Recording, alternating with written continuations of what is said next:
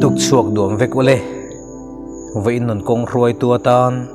boy pui tham Isu hi boy puyang u ti thu kan zir ho le do nanga hi vậy nun kong ruai tua ta na kan mang le theu do nia chan chin tha luka jek bung som le pakua chang ko thu hi lo chiarila tin Isuan zakaya chung thua soya voina hian he ina hian chan dam na lo thleng ta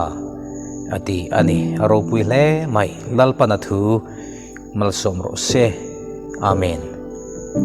zakaya hi che khon tu ho tu tax commissioner ani a aming om zia chu fel ti na te thiang lim ti na te poi khoi lo ti na te ani a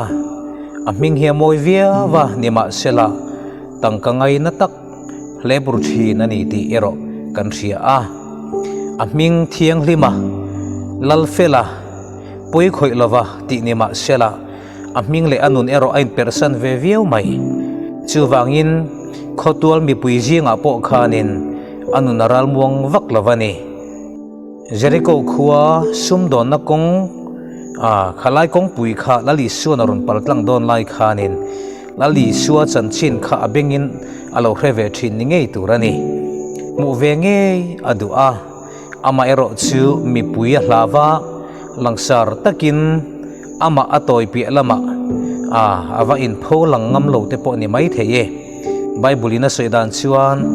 ama po a hausa hle ati in lukabung som pakua chang som pania soyani heti lai hian an text khondan hi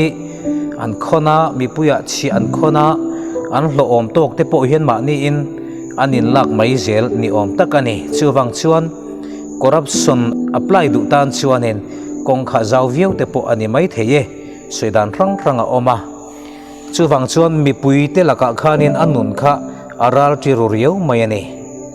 hausama sela anun ero chu aral muang lo ani chu a hlok lawani ti ro lali suana omna khuwa Jericho chu a chhun pel don ti a hriat awangin mi pui jinga aron vak chuak ve a sumngot boy pui tu khan Isu han boy pui ve tanta ni chu apoi mo hle mai Isu mel mu ve nge tumin thei pui ku nga patling officer ni bok si chu a han lon ta oi mai khani a Isu naron munal maya akova a ina athen chilta ani ti kan mu a mi te nan soidan chuan ama lali so chop chopin an soi sel pha a ente uso misual te na lu le tak so ti in misual te zok lam tura local lali so chuan misual in chon lu khung rap maya mi ten soi sel ma sela arong bol na kha lali so khanin pakhat ma in anu fual pha chuang lo ti chuan zakaya chuan zanri alo bot saya thil dik lo ti thina nia wangin Isu kianga chuanin anuna zalen lava athamuang lo riau mai ani thil thup ane wangin atha angam zan lovani ti alang chianga hetiang tharau sual obbe omring tu te nun po hi zakaya nun ang hi anitlang puya abik takin tharau indo na huna te phei chuanin anni zualani aram huai lukhung hantong tai sak don te hianin nun fello ho hi chu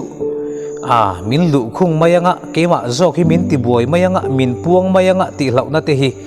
an nei fo thina ti sa a za om viau thin ma sela tharau lama hianin huai sin na an nei thin lo ani diklo na na chuan huai sin a har thin ani ang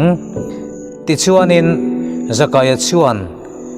khatianga nun biru neya zakje nei chung lali sio kianga omreng kha athamuang ang silawa zeb lawa in puan mai kha du ain puang ta amai ro chu ta tak chuan chan dam na kha arun thleng ta ani atopa chuan atharau ha dam nan ma ni ain mol phongam ta alo hle boruk te ru le ain tiama chom do rong bol na ril ru aron puta pachia te aron veithar ta sim na nun alo lang chuak ta Isu lom em chuwang chuan voina he ina hian chandam na lo thleng ta atingot mai ani arupui ni tro khovel thil boy pui thin zakaya chuan Isu alo boy pui ta tangka boy pui thin zakaya chuan chanchin tha alo boy pui ta chu chu an dam pui ta ani chu chan dam na aron thleng ta avaro pui em lalpa chu fakinom ro se lalpa mi te u voina hian enge kan boi pui berle ei tur chu pum ta na ni isu ero chu engkim ta na ni ti hi voina hian i rithar le te ang boi pui tham isua kan boi pui lo wang hian kan ram ana a voina hian amal som na te hi kan hak chuak zo lawa amal som na te hi athiang lim taka pathian min pe kang china lung oi tum lo hianin ema ni hianin diklo takpo haya hai te kan du a kan boi pui turi so boi pui lawa kan boi pui lo tur kan boi pui awanga kan ril ro ha na te kan chung kwa kan ru na te kan hre om na te hi anasa to ni tro chuwang chon voina hian boi pui tham i suwa boi pui tu te nu na chuan lung oi na thin buang lian ku nga te hla kha aro pui ani kalung oi na i suwa ni ti kha khala pho tu khan ingtin nge soi kha hele a hian in le lo karam ke in ti tur mu mal tak ka nei lo nima sila lali suwa ka ni hi kalung oi ani chu nun chung ril lung oi na chu ni poimo ni khovelan depression kan ti te anxiety panic tak tak te kan boi pui na sa ni ril runat na hi kan boi pui na sa ni ter u wena hian sumina pek thei lo chu he ril runom na ril rudam na hi ni tlat maya chu wang chuan boi pui turi so hi boi pui la chung ko po kan limang hei wena hian izir chuak le te ang i so hi boi pui la kan dam tlangang i so chan chin hi soi tamila kan ti te hi